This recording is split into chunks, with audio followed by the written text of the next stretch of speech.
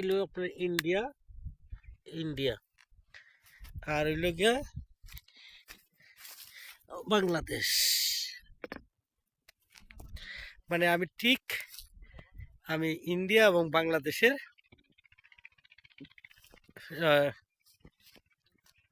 মাঝখানে আছি। That means 0 পয়েন্টে। এই যে লাইনটা দেখতে পাচ্ছেন না, এই লাইনটা হলো আপনার, মানে আপনারা তো দুইটা ক্ষেত্রের লাইন দেখছেন, দুইটা দেশের লাইন তো আর দেখেন নাই।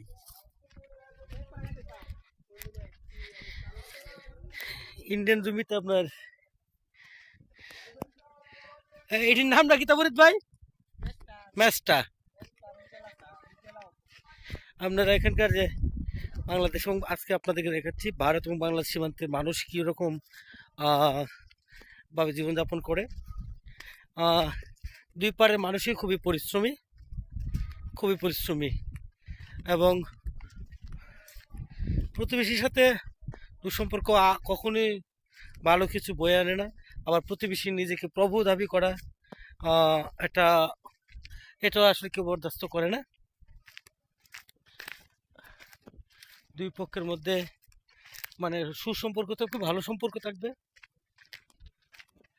এটাই আপনার কাম্য। আমি বর্তমানে ইন্ডিয়ার ভিতরেই আছি। এই যে আপনার দেখতে পাচ্ছেন কিনা তার এই কালো তার কাটার ওই পারে মানে ইন্ডিয়ান কৃষকরা কাজ করতেছে। ওই যে আপনার ইন্ডিয়ান কৃষকরা এখানে কাজ করতেছে। বিএসএফ একটা সাইকেল চালিয়ে দিতেছে।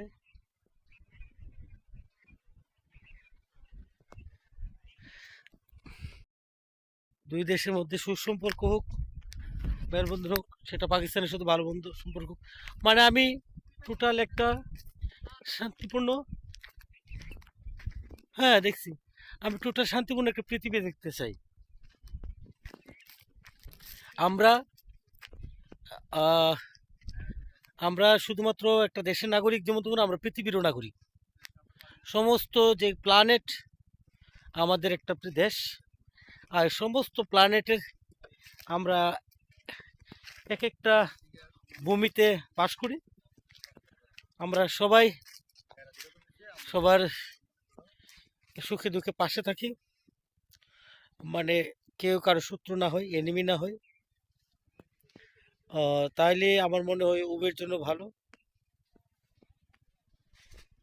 মানে কেউ কারো প্রভু না মনে করি, কেউ কারো দেশের মানে স্থানীয় রাজনীতিতে, দেশীয় রাজনীতিতে আমরা ইন্টারফেয়ার না করি। প্রত্যেক দেশের জনগণকে তার দেশের সরকার নির্বাচিত করার সুযোগ দেয় এবং যে সরকারই ক্ষমতায় আসুক, আমরা ভারতের সরকারের রাজনীতিতে আমরা ইন্টারফেয়ার করতেছি না। ভারতের জনগণই তাদের সরকার গঠন করুক, বাংলাদেশের জনগণ বাংলাদেশের সরকার গঠন করুক, পাকিস্তানের জনগণ পাকিস্তান সরকার গঠন করুক, এরকমই হোক সবার মানে প্রত্যাশা।